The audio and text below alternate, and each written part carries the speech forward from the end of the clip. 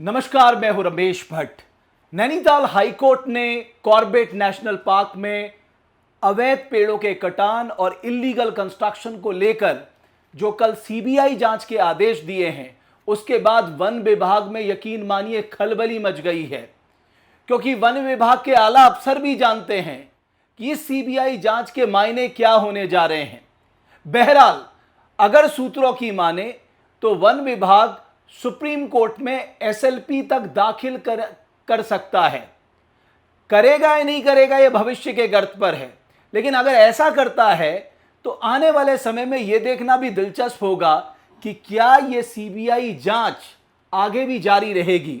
बहरहाल, जो पिटिशनर हैं अनुपंत, वो हमारे साथ मौजूद हैं और सबसे दिलचस्प बात क्या है कि इस रिपोर्ट में, इस डिसीजन में ये सारी बातें लिखी गई हैं कि अगर समय रहते कार्रवाई की गई होती तो मुझे नहीं लगता हाईकोर्ट ने यह कहना था कि उनको इसके लिए सीबीआई जांच के आदेश करने पड़ते। बहरहाल अनुपम जी, सबसे दिलचस्प बात तो जो मैं आपको मैंने अपने दर्शकों को भी बताई कि फॉरेस्ट डिपार्टमेंट ये प्लान कर रहा है कि साहब हम एक एसएलपी दाखिल करें, और ये मतलब वो नहीं चाहते सीबीआई जांच हो, क्योंकि वो जानते हैं सीबीआई जांच होने का मतलब क्या होने जा रहा है। बिल्कुल बिल्कुल। देखिए रमेश भाई, अगर मैं इसको सिलसिलेवार बताऊं सारे मामले को, तो पहले कोर्ट का सो मोटो उसको देखना, उसके बाद ये इन्वेस्टिगेशन के बारे में बोलना, जो व्यक्ति इन्वेस्टिगेशन करता है उसको तो पनिशमेंट दे देना, और उन सारे लोगों को जो कि कल्प्रिट्स थे उनको पोजीशंस दे देना, उनको रिवॉर्ड दे देना, उनको प्रमोशंस दे देना, और पूरे सिस्टम को इस तरीके से इस्तेमाल करना जैसे कि वो उनकी बफोती हो। ये जो तरीका है, अगर आप याद करें, ये माफियाइज्म जो होता है ना, माफियाइज्म इसी तरीके से काम करता है। पिक्चरों में तो हमें दिखाते हैं माफिया गोली मारता है, वो तो उसका एक सेकेंडरी काम है। बेसिक काम तो उसका यही है, वो संगठन बनाता है अंदर ही अंदर में। वो अंदर ही अंदर आपकी जितनी पावर्स होती है उसका यूटिलाइजेशन अपने लिए करता है। तो ये चीज़ें चल रही हैं। तो जब ये चीज़ें हुई तो हम लोगों को ये अंदाज़ा था कि हम लोग किन से भिड़ रहे हैं। तो अगर ये सुप्रीम कोर्ट में जाते हैं तो उनको हम लोग मिलेंगे वहाँ पे, पूरी तरीके से तैयार मिलेंगे। आप तैयार हैं? हम तैयार हैं, और जितने भी ये कई सारे लोगों को ये वहाँ पे लेके आएंगे, जिन जिन पॉइंट्स पे ये लोग बात करेंगे, जिन जिन चीज़ों को ये आगे रखेंगे। इन्होंने काम इस तरीके से किया है, मतलब ये खेद की भी बात है, और वो खेद ही की बात है। मतलब इसमें हम दो पहलू नहीं देख सकते। मैं तो ये कहना चाह रहा था कि एक तरफ खेद है, एक तरफ हमें ये खुशी है कि हम इनसे जीत जाएंगे, लेकिन स्टेट तो हार ही रहा है। हमें इन्होंने इस तरीके से काम किया है कि ये सुप्रीम कोर्ट में भी किसी भी हालत में ये प्रूव नहीं कर पाएंगे कि सीबीआई इंक्वायरी किस तरीके से रोकी जाए। क्या ये विजिलेंस से रोकेंगे? विजिलेंस के बारे में बताएंगे कि हमने विजिलेंस की जांच बैठा दी थी और इसीलिए हम लोग सीबीआई की जांच को रोकेंगे। नहीं तो 2 साल से विजिलेंस क्या कर रही थी? और अभी है तो अभी जब सीएजी की रिपोर्ट आई और हाईकोर्ट में जिक्र आया तो सिर्फ हाईकोर्ट को ये दिखाने के लिए कि साहब हाँ विजिलेंस जांच चल रही है, आप 2 जनरेटर उठा के ले आए वहां से। और वो 2 जनरेटर की रिपोर्ट भी जो है, अगर आप देखेंगे जो डॉक्यूमेंट्स हमारे पास पड़े हुए हैं उसमें हम लोग ये बता चुके थे। इन्होंने नया क्या ढूंढा? ये गए क्यों वहां पे इंस्टीट्यूट में? इसीलिए तो गए कि कहीं से इन्फॉर्मेशन आई थी। वो इन्फॉर्मेशन तो हम पहले ही बता चुके थे कि उनके पास 2 जनरेटर्स हैं। 2 जनरेटर सीरियसली? मतलब मैं बात कर रहा हूं, देखिए अगर आप पुरानी लकड़ी 2 जनरेटर तो मैं कभी कभी मजाक करता हूँ, हरक सिंह रावत जी का अपमान है भाई कि वो 2 जनरेटर के लिए इतना बड़ा घपला थोड़ी ना करेगा। जब सीबीआई खोलेगी तो वो सिर्फ, और ये तो बहुत छोटी चीज़ है, माइन्यूट चीज़ है, इनके बारे में थोड़ी ना खोलेगी। ये तो जब खोलना शुरू करेगी दर परत दर, लोगों को ये पता चलेगा कि उत्तराखंड में असली जो इनकी परेशानियों का जो सबब है मेन, वो किसकी तरफ से है। ये सैलाब कहाँ से आ रहा है? ये मिनिस्टर से जा रहा, तो ब्यूरोक्रेसी की तरफ से आ रहा है। मतलब आपको लगता है कि ब्यूरोक्रेट्स में खलबली मची हुई है क्योंकि वो जानते हैं कि चलो मिनिस्टर ने तो आदेश दिए हैं, लेकिन अल्टीमेटली जो कागजों में इम्प्लीमेंटेशन किया है, एग्जीक्यूशन किया है, वो तो इन्हीं किया है। सारा काम इनका है ना। और देखिए ब्यूरोक्रेट डरता नहीं है। अगर ब्यूरोक्रेट अच्छा निकल जाए तो उस पूरे क्षेत्र की किस्मत बदल देता है किसी से भी लड़के, क्योंकि उसे कागज घुमाने आते हैं। और ब्यूरोक्रेट अगर खराब निकल जाए और तेज निकल जाए तो वही उल्टा हो जाता है। लेकिन इस पर्टिकुलर मामले में मैं देख रहा था कि हाईकोर्ट ने भी कहा कि भाई ये जंगल किसका है। मैं उत्तराखंड के लोगों से भी कहना चाहूँगा, ये जंगल उत्तराखंड के लोगों का है। उनको इस बात की चिंता करनी होगी भाई तुम्हारे जंगलों का अवैध कटान ना हो, इस जंगल से ही तुम्हारा सब कुछ है। बिल्कुल, एब्सोल्युटली। देखिए रमेश भाई, आप एक बात देखिए ना, इतना बड़ा जंगल कट रहा है, ऐसा तो हुआ नहीं होगा कि लोगों को नहीं पता चले।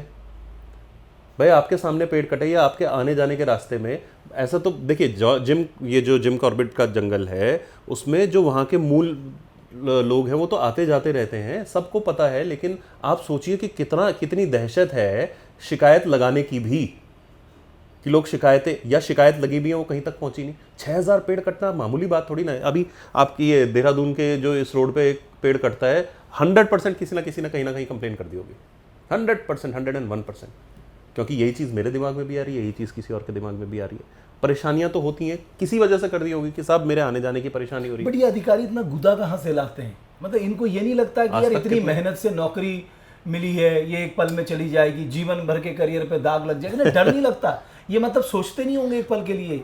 आप एक बात देखिए ना, आज तक कितनों को सजा हुई। आप देखिए, आप गुदे की बात कर रहे हैं इनके, आप ये देखिए कि कितनी हठ धर्मिता है कि हमारे यहाँ की एक डॉक्टर थी, याद है, निधि उनियाल जी? हाँ, उनको अपने घर में इलाज कराने के लिए बुला दिया सारे उसमें से, और उसके बाद जब उन्होंने उनकी श्रीमती जी ने, एक IAS है, उनकी श्रीमती जी ने जब उनके विषय में कुछ वो हमने एक्सपोज किया था देवभूमि डायलॉग में, सेम डे हमने एक्सपोज किया था। हाँ, राइट, हम लोग भी उस वाले पूरे प्रकरण में थे, और क्योंकि मैं खुद भी इन्वॉल्व था उस प्रकरण में, मैं ये देख रहा था कि कितना दुस्साहस एक आदमी के अंदर भरा हो सकता है। और पनिशमेंट्स क्या हैं? उनके ऊपर पहले भी कार्यवाही हो रही थी, कितनी पनिशमेंट्स हो गई, किस तरह की पनिशमेंट्स हो गई। आप अपने घर के सामने एक पेड़ काट दीजिए साहब, मजाल है कि आप बेल करा दें, मजाल है कि आप बेल करा दें। वो लोग खड़े हैं एक तरफ और दूसरी तरफ खड़े हैं ये लोग। बट आपको लगता है कि ये सब इसलिए हो रहा है क्योंकि देवभूमि उत्तराखंड की जनता ने इन सब चीज़ों से अपना मन बिल्कुल हटा लिया है? जहाँ की जनता जागरूक होती है, जहाँ की जनता ये मान के चलती है साहब ये मेरे जंगल हैं, ये मेरी भूमि है, ये मेरे रिसोर्सेस हैं, इनको हम किसी की बपौती नहीं बनने दे सकते, मुझे नहीं लगता अगर ऐसा भाव जनता के अंदर हो किसी की हिम्मत हो जाए। कब होगा ये भाव? वही तो मैं कह रहा हूँ, कब होगा? वो उसका रीज़न है ना साहब, ये जल जंगल ज़मीन का आंदोलन चला, सारी चीज़ें हुई, उत्तराखंड आंदोलन चला। उत्तराखंड आंदोलन में 1 से 2 जनरेशन बर्बाद हुई। मैं उसी एक फैमिली से आता हूँ, तो मैं ये समझ सकता हूँ कि एक जनरेशन के बर्बाद होने के बाद दूसरी जनरेशन को अगर खाना है, कमाना है, तो वो पूरी एक जनरेशन अपनी स्टेबिलिटी ढूंढती है।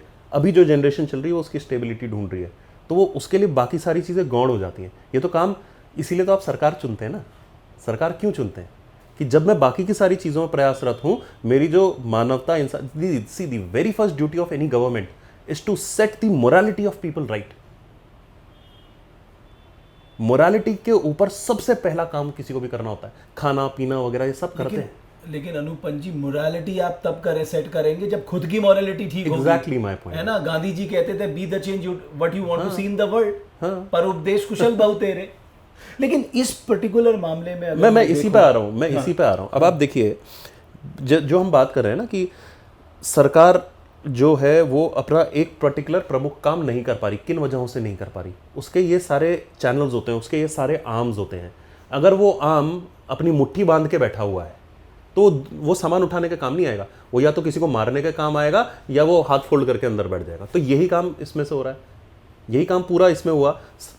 अगर आप इस पूरी ऑर्डर को देखेंगे तो 24th para and 25th para आपने खोल भी रखा है। 24th पैरा है, इट इफेक्टिवली टेल्स कि no effective action has been taken by the government against the culprit officers. स्पष्ट लिखा है उन्होंने यहाँ पर नाम लिखा है कि भाई कुछ लोगों को सस्पेंड कर देना, चार्जशीट कर देना, है ना, इससे कुछ नहीं हो जाता। आप देखिए ना, किशन चंद को इन्होंने कराया सस्पेंड, अरेस्ट भी कराया। अब किशन चंद कब से बैठा हुआ था? यूपी के समय से बैठा हुआ था, जबकि यूपी की एक वो भी आई थी, रिपोर्टर आई थी कि इसको कोई सेंसिटिव पोस्टिंग मत देना till the time the case was being worked upon. वो केस का तो भगवान मालिक है कहाँ गया वो वाला केस, जंगली माने ये जानवरों की खाल का खरीद फरोख्त। आदमी को अवैध कामों में ही एक्सपर्टीज थी, बहुत भयंकर, और दे दिया जो one of the most sensitive areas they दिया डीएफओ का, one of the most sensitive areas वहां का डीएफओ। आपको क्यों लगता है क्यों दिया होगा? आप ये जनता नहीं समझती है। बिल्कुल। और मेरी समझ में नहीं आता, जब जिस समय दिया गया बाकी लोग क्यों चुप रहते हैं? बाकी लोग, कोई तो आवाज उठाए, विपक्ष क्यों चुप रहता है? मेरी समझ में नहीं आता भाई। आपको क्या, आप एक लोकतंत्र में विपक्ष की क्या भूमिका होती है? पक्ष विपक्ष उत्तराखंड में, अगर हम पक्ष और विपक्ष की बात करें तो ज्यादा डिफरेंसेस हैं कहाँ? अभी जो मिनिस्टर थे जिनका इस पे नाम, आप कह रहे हैं किशन चंद के चाहने वाले दोनों तरफ हैं, बराबर हैं। भाई साहब आप ये देखिए ना, अभी जो फॉरेस्ट मिनिस्टर हैं वो कौन सी पार्टी, बता दीजिए मुझे कौन सी पार्टी का है? जो इससे पहले वाला फॉरेस्ट ऑफिसर था, फॉरेस्ट मिनिस्टर था, आप बता दें कौन सी पार्टी के? वो कांग्रेस से बीजेपी में आए, बीएसपी के हैं, कांग्रेस के हैं, बीजेपी के हैं, आगे किसके होने वाले हैं? आप समझ रहे हैं मेरी बात? फिर और मिनिस्टर थे, हाँ, मिनिस्टर की पोजीशन तक पहुंचा हुआ व्यक्ति अपनी जड़ें भी तो छोड़ के जाएगा। आप पेड़ काट सकते हैं, जड़ें तो वहीं रहेंगी। अभी वाले मिनिस्टर कहाँ हैं? तो मैं ये नहीं कह रहा हूँ कि मैं ये किसी के ऊपर लांछन नहीं लगा रहा हूँ, other than the ones who have already been named and the ones whom we shall be naming afterwards। तो कहने का मतलब ये है कि आपके पास कोर्ट में जाने के अलावा जब कोई और तरीका ना बच जाए, इसका मतलब आप गर्द की ओर हैं। वही कंडीशन हमारे साथ में हुई। और ऐसा भी नहीं है, मैं बड़ी मज़ेदार बात बताऊं आपको, इन महाशय के खिलाफ, हरक सिंह रावत के खिलाफ पार्टी के कई लोग भी कोशिश करते रहे चीज़ें को निकालने के लिए, उनकी मतलब कई सारी खामियों को निकालने के लिए, और काफ़ी जद्दोजहद होती रही। पर आप सोचिए कि ब्यूरोक्रेसी किस तरीके से इनके साथ में रही होगी। एक आदमी जो इन्वेस्टिगेशन करता है, एक ब्यूरोक्रेट जो इन्वेस्टिगेशन करता है, उसको तो आप उखाड़ के फेंक देते हैं बाहर, और एक आदमी जो इसमें कल्प्रिट है उसको आप चीफ बना देते हैं। उसको आप पहले चीफ बनाते हैं, फिर जनरल मैनेजर बनाते हैं, फिर पता नहीं क्या क्या बनाते हैं। उसके खिलाफ आप ढंग से इन्वेस्टिगेशन नहीं करते। एक तरीका होता है। बट आपको लगता है कि अब जब सीबीआई इन्वेस्टिगेशन होगी तो ये मामला जितना दिख रहा है उतना नहीं है, ये तो बहुत बड़ा मामला है। मुझे लगता है कि फॉरेस्ट के कई सारे लोग आजकल आप देख रहे हैं कोर्ट में हो रहा है, कभी कोई किसी को उठा के ले जा रहे हैं, कभी किसी को, कभी रजिस्ट्री ऑफिस से किसी को उठा के ले जा रहे हैं, कभी किसी को उठा के ले जा रहे हैं। वही होने वाला है यहाँ पे भी। और अगर गलती से सीबीआई इंक्वायरी आ गई तो लोगों के घरों में कितनी ईंटें लगी है उसका भी इनको हिसाब देना मुश्किल हो जाएगा। इतना बड़ा मामला है ये। आप ये कैंपा का पैसा उत्तराखंड में कम है, क्यों नहीं लग रहा है इन जगहों पर? मैं ये कहता हूँ कि आप इधर तो आप पेड़ काट रहे हैं, दबादब आप पेड़ काट रहे हैं, गांव की तरफ में जहाँ जंगली जानवर से आदमी मर रहा है वहाँ पे आपके पास झाड़ी काटने के पैसे नहीं है, झाड़ियाँ नहीं साफ कर रहे हैं, वहाँ पे लगातार आदमी मर रहा है। तो एक तरफ तो आप बेनिफिट्स उठा रहे हैं, पहाड़ियों को इन्होंने मरने के लिए छोड़ दिया, लगातार मौतें हो रही हैं। हाँ। और मैन एनिमल कॉन्फ्लिक्ट में सबसे ज्यादा नुकसान फॉरेस्ट डिपार्टमेंट का जवाब है, ये सरकारी वकील का जवाब है पिछली हियरिंग में। उसने बोला है कि साहब 60% कम हुई हैं डेथ रेट्स। मतलब मैं 60% बढ़ने दूं तब जाके मेरी सुनवाई होगी। मतलब what kind of you know there, अगर आप और मैं मरते हैं ना तो हम अगर 60% से कम है तो कोई जवाबदेही नहीं है उसकी, जानवर नहीं तो मार दिया। और एक तरफ आपने पूरा जंगल जो है वो नंगा कर दिया, तो ये भी जंगल बनने दीजिए क्योंकि इनके लिए प्रॉपर्टी हो जाएगी। और इतना सब कुछ होने के बाद आप देखिए उत्तरकाशी में अभी जंगल काटने की बड़ी खबर आई। आप यहाँ चले जाइए, अरे साहब 2 साल पहले 2000 पेड़ और कटे इसी क्षेत्र में, उसी के आगे वाले क्षेत्र में, जिस क्षेत्र में ये कांड हुआ है उससे थोड़ा सा आगे चले जाइए, कुमाऊं वाली बेल्ट जो है हमारी, उसमें फिर भी ये कांड हुए हैं। अभी तो खोले नहीं है, अभी सारी चीजें आएंगी। इनको डर नहीं लगता होगा? जड़ें हैं देश में इंडियन फॉरेस्ट एक्ट है, फॉरेस्ट कंजर्वेशन एक्ट है, वाइल्ड लाइफ प्रोटेक्शन एक्ट है। अब मैं चाह रहा था साहब कि मैं नाम ना लूँ, ठीक है, मैंने बहुत कोशिश करी, पर अब आप सवाल उस तरीके से पूछ रहे हैं तो मुझे वो निकालना पड़ेगा। मैं एक ही बार इसको बोलूँगा, अब मैं सेक्रेटरी लेवल पे, चीफ सेक्रेटरी लेवल के जो लोग हैं, जब उनका नाम इसमें है तो आप और मैं चले जाएंगे क्या उससे ऊपर कंप्लेन करने के लिए? विजिलेंस उससे ऊपर चली जाएगी कंप्लेन करने के लिए। विजिलेंस बैठा रहे थे ना, ये विजिलेंस की जांच बैठाई जा रही थी, चले जाएंगे ये उससे ऊपर? खुद लगा लीजिए ना एक दिमाग, हम आपस में बट आप कॉन्फिडेंट हैं कि चाहे कुछ भी हो जाए ये इन्वेस्टिगेशन होके रहेगी? ये इन्वेस्टिगेशन होनी चाहिए। ये इन्वेस्टिगेशन, इसमें मैं अकेला नहीं हूँ, ये मैं सिर्फ एक मुखौटा हो सकता हूँ, एक चेहरा हो सकता हूँ। इसके पीछे मेरे गांव के लोग, आपके गांव के लोग, मतलब ये शायद ये पहली, तो कई सारी केसेस में हम लोग रहे हैं। जौनसार भाबर, उत्तराखंड के गढ़वाल क्षेत्र, कुमाऊं क्षेत्र, ऐसे कोई गांव के लोग नहीं हैं, एक्टिविस्ट नहीं हैं जो इसमें एक मत से इन्वॉल्व ना हुए हो। तो इसको, ये जांच होनी चाहिए। चलिए, ये तो जांच देखते हैं क्या होगा इसमें, क्योंकि हाईकोर्ट ने आदेश दिया, हम ये मान के चल रहे हैं सीबीआई इन्वेस्टिगेशन होगा, क्योंकि उन्होंने कहा भाई दिल्ली सीबीआई के दफ्तर में ये भेज दिया जाएगा। एक बात आपको लगता है कि जिस दिन उत्तराखंड की जनता जाग गई और सही मायने में अपने जल जंगल जमीन को लेकर वो फिक्रमंद हो गई, उस दिन कुछ ऐसा होगा जिसके बाद इन लोगों को भी डर लगेगा? जब तक इनके अंदर रहेगा नहीं ना, तब तक रहेगा नहीं। देखिए, दो तरीके की जायदाद होती है, एक होती है मॉनेटरी, एक होती है रिसोर्स बेस्ड। मॉनेटरी आपका पैसा वैसा जितना आपने कमा लिया, दूसरा होता है रिसोर्स। हम रिसोर्स से अमीर थे, मैंने देखा है वो समय भी, और थोड़े बहुत कम टाइम के लिए देखा है गांव में, जहाँ पे हमारे अन्न के भंडार भरे हुए रहते थे, लकड़ी हमारे पास थी, अधिकार थे ना हमारे। उससे बड़ा अमीर कोई हो जाए आज की डेट में माफ़ कीजिएगा इस शब्द को इस्तेमाल कर रहा हूँ, क्योंकि मैं कुछ दिन पहले एक साइट पे था गया हुआ, तो उन्होंने एक ऐसे ही बोला, मैंने कहा आप लकड़ी लगाएंगे क्या? उन्होंने कहा कोई है मर्द का बच्चा तो लकड़ी लगा दे आज। आप समझ रहे हो, महंगी चीज़ थी ना, तो हमारे पास तो वो पूरी जायदाद थी, है किसी के पास आज की डेट में, राइट? जब तक ये बच्चे अपने पैरों पे खड़े होके वापस आएंगे, इनके पास रिसोर्सेज नहीं रहेंगे, इनके पास इनकी ज़मीनें नहीं रहेंगी, इनके पास पानी नहीं रहेगा। ये सब इतना खेल कर रहे हैं, हमारा एक साधारण सा उत्तराखंडी रोजगार के लिए अपना घर बार छोड़ के 10-15 हज़ार के लिए दर दर भटक रहा है। एग्जैक्टली। और सोचिए, जो इतना रिसोर्सफुल स्टेट है, जिसके पास रिसोर्स के भंडार भरे हुए हैं, जो उनका अगर इस्तेमाल करे वो यही रोजगार पैदा कर सकता है, लेकिन हमारे लोग दर दर भटक। मेरे गांव के आसपास के जंगल की अगर लकड़ी बिकती है रिस्ट्रिक्टेड बेसिस पे भी, तो एक पेड़ 1 लाख के आसपास चला जाता है। बड़ा पेड़, पुराना पेड़ 1 लाख के आसपास, ज़्यादा ही बिकता, मैं 1 लाख लेके चलता हूँ। जितनी चोरी हो जाती है, जो चोरी होगी जिसका कोई डेटा ही नहीं है, उससे मेरे यहाँ के लोगों की इंश्योरेंसेस, हेल्थ इंश्योरेंसेस अच्छी वाली, ये नहीं जो ये नाटकीय तौर पे चलती है, उनके बच्चों की पूरी पढ़ाई का खर्चा ये सारा निकल जाता था, तब भी पैसा बचता, उसके बाद भी हम टैक्सेस दे सकते थे। बिल्कुल। ये इतनी बड़ी चोरी है जिसको लोग अभी रियलाइज़ नहीं कर रहे। By the time they realise, ये जो लड़ाई कर रहे हैं ना आप और हम, या जो कोर्ट में कर रहे हैं, जैसे अभिजय जिसमें लड़ रहा है, वो उनके उस भविष्य को बचाने को, जो उसको साफ दिख रहा है, जो उसको प्रत्यक्ष दिख रहा है। हमारे कई गार्जियंस हैं, मैं नाम इसलिए नहीं ले सकता क्योंकि अलग अलग फील्ड्स में है, लेकिन उनको ये सारी चीज़ें दिखती हैं अपने सामने होती हुई। नहीं, मुझे याद है कि जब मैं ये प्रेजेंट फॉरेस्ट मिनिस्टर से एक इंटरव्यू में मिला था, तो उन्होंने मुझे एक दिलचस्प वाकया बताया कि करोड़ों रुपए ट्रांसफर पोस्टिंग में दिए जाते हैं। अब समझ में आ रहा है ये करोड़ों रुपए कहाँ से आते हैं।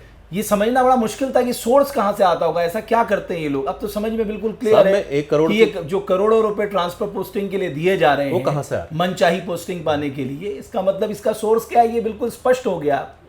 आप ये देखिए ना, 2 करोड़ कितना बड़ा होता है जो ये पैसे दे रहे हैं। 2 करोड़ कितना बड़ा होता है कि अगर मैंने ये अपने दोस्त को बताया था जब मैं काम करता था, एक सॉफ्टवेयर फर्म थी उसमें मैं काम करता था इससे पहले, तो 2 लाख रुपए अगर मैं महीने की सैलरी कमा रहा हूँ और मैं उसे खर्च ना करूँ, बिल्कुल भी खर्च ना करूँ, तो 2 लाख रुपए ऐड हो के कितने टाइम में मुझे 2 करोड़ रुपए मिलेंगे? भाई 24 लाख मिल रहे हैं, 24 लाख को 10 से करो, तब जाके वो मेरे पास इसके आसपास पहुंच रहा है। अब समझिए आप, 2 लाख की सैलरी पे कितने बंदे हैं हमारे यहाँ पे, और ऐसे दे देते हैं यार। वो आदमी अपना घर, जो ये बच्चा है ना, ये क्यों नहीं जागरूक हो रहा है। देहरादून में अगर उसने घर बनाया, कोटद्वार में उसने घर बनाया, 1 करोड़ के आसपास लग गया उसका। अब उसको चुकाने में उसके पूरा जीवन चला गया। अगर उसके बच्चे भी हैं, बीवी भी है, बीवी ने एक साड़ी की मांग भी कर दी, तो उसी पर्टिकुलर पैसे में से निकाल के देगा ना वो उसको, कहाँ से समझेगा। बात समझ में आती है, लेकिन ये लड़ाई बड़ी लंबी लड़नी पड़ेगी, बहुत लंबी। और मुझे लगता है इसमें उत्तराखंड के हर एक नागरिक को अब अपना योगदान देना चाहिए, क्योंकि भाई ये जंगल किसके हैं। देखो, उत्तराखंड का आंदोलन खत्म नहीं हुआ है, वो पॉलिटिकल बेसिस में सरकार बन गई हमारी। उत्तराखंड का आंदोलन खत्म नहीं हुआ है भाई, क्योंकि जल जंगल ज़मीन का अधिकार तो नहीं है ना हमारे पास। रिस्पना मर गई, मैं नहाया हूँ उसमें बचपन में, 1 बाल्टी पानी नहीं है उसमें भी। बिंदाल ख़त्म हो गई और नदियाँ ख़त्म हो रही हैं। मेरे यहाँ के सोते ख़त्म हो गए। आप रोड बनाते हैं जिसकी मेरे को ज़रूरत नहीं है, और उसके बाद उसका सारा डेब्रिस नीचे डाल देते हैं, मेरा सारा जंगल ख़त्म हो रहा है। जल जंगल ज़मीन के साथ साथ हम अपने जानवरों की बात कर रहे थे। हमारा एकमात्र ऐसा क्षेत्र है जिसके पास, सबके पास बंदूकें होने की स्वाभाविक थी। चाइना से लड़ने के लिए हमारे बुढ़े बताते हैं हमको कि बंदूकों को चलाना सिखाया गया था कि अपनी प्रोटेक्शन के लिए। ये सारे लोग वो हैं, हमने अपनी मर्जी से अपनी बंदूकें दी वापस। लेकिन एक थोड़ा सा मुझे चौंकाने वाला तथ्य लगा कि आप तो बीजेपी पार्टी के एक्टिव मेंबर हैं। जी जी। तो और एक तरह से सरकार बीजेपी की है, तो फिर ये कैसे आप मैनेज कर पा रहे हैं? नहीं, मैनेज के लिए मुझे कोई पार्टी से कभी कोई दबाव नहीं आया। ऑन द कॉन्ट्ररी, सही चीज़ उनको, मैं पहले किसी और पार्टी में था, जब मैं बीजेपी में भी आया, मैंने उनको बताया था कि मैं इस लड़ाई का हिस्सा रहूँगा लंबी। तो उन्होंने कहा जो तुम्हें सही लगता है तुम उसके करो, अगर अगला व्यक्ति सही है तो बच के निकल जाएगा। बिल्कुल सही बात है। तो फिर मैं वही तो कह रहा हूँ कि भाई क्यों आप घबरा रहे हो सीबीआई इन्वेस्टिगेशन से? Exactly. क्या डर है भाई? अरे आप सच्चे हो तो निकल जाओगे, देखिए, ऐसा तो है नहीं कि हाँ। आपने कुछ नहीं किया, आपको जबरदस्ती पकड़ अब लेंगे। देखिए मैं वही बात बता रहा हूँ, ये सवाल मुझसे अब मुझे पता है ये क्या कहेंगे, साहब हमारे ऑफिशियल काम रुक जाएंगे, कोई साइन नहीं करेगा, इस तरह के माहौल बनाने की कोशिश होती है, कुछ नहीं होता ऐसा। तो कुल मिलाकर मुझे लगता है कि ये इन्वेस्टिगेशन होनी चाहिए, ये और पहली investigation बार और इस प्रदेश के लोगों को पता लगेगा कि हमारे जंगल कितने रिसोर्सफुल हैं, Exact- कितना खेल होता है हमारे जंगलों साहब में। हम, और मैं इस क्षेत्र के जंगल वासियों के बारे में एक और बात बताना चाह रहा हूँ। आप तो हर पूरा एरिया घूमते हैं ना, हमारे लिए इतनी बड़ी सौगात है कि हमारे यहाँ लकड़ी सीधी खड़ी होती है, उसमें बीच में से आप जागेश्वर की तरफ जाइए, वहां पे आपको पेड़ मिलेंगे ऐसे घूमता हुआ। बिल्कुल। वो लकड़ी किसी काम की नहीं आती जलाने के अलावा। तो आप सोचिए, आप तो इतने ज्यादा इनरिच्ड हैं, और हमारे यहाँ ऐसे क्षेत्र भी हैं जहाँ पे लकड़ी इस तरह से खराब भी हो जाती है, तो वो प्रॉपर्टी के हिसाब से इस्तेमाल नहीं हो सकती। तो इनको तो ज्यादा प्रोटेक्ट करना है, मैं ये नहीं कह रहा हूँ कि उनको नहीं प्रोटेक्ट करना है, मतलब अगर आप इनको प्रोटेक्ट कर पाए तो आप अपने बच्चे पाल पाएंगे। बिल्कुल। तो अनु भाई बहुत धन्यवाद। एक दिलचस्प बात जो अनु भाई ने भी कही, और मैं भी ये कहना चाह रहा हूँ, ये जो लड़ाई लड़ रहे हैं इनकी कोई व्यक्तिगत लड़ाई नहीं है, या हम जो आपको दिखा रहे हैं इससे हमें कोई व्यक्तिगत किसी के प्रति नाराजगी नहीं है, सबके प्रति सम्मान है। लेकिन जब आप हमारे जल, जंगल, जमीन, हमारे रिसोर्सेस को माफिया तंत्र के हाथों बेच देंगे, और हमारे जो पहाड़ी लोग हैं, सीधे सज्जन लोग हैं, वो 10-10, 15-15 हज़ार के लिए दर दर भटकेंगे, तो एक उत्तराखंडी होने के नाते हमारे यहाँ पर चोट लगेगी। और उसी चोट के आधार पर मैं कहना चाहता हूँ कि उत्तराखंड के लोगों को ये कमान अपने हाथ में लेनी होगी कि साहब ये संपत्ति, ये रिसोर्सेस हमारे हैं, ये हमारे उपयोग में आने चाहिए। जब तक ये भाव आपके अंदर नहीं आएगा, तब तक ये जो गलत काम कर रहे हैं इनके अंदर डर नहीं बैठेगा। और हमारे यहाँ पहले से ही कहा जा रहा है, सतयुग से ही, भय के बिना प्रीत नहीं होती। इसलिए मैं आप लोगों से भी निवेदन करूंगा, आप भी हर उस लड़ाई का हिस्सा बनिए जो उत्तराखंड को मजबूत करने के लिए है, उत्तराखंड के रिसोर्सेज को बचाने के लिए है, उत्तराखंड की अस्मिता को बचाने के लिए है। बहुत बहुत धन्यवाद हमारे इस खास इंटरव्यू को देखने के लिए।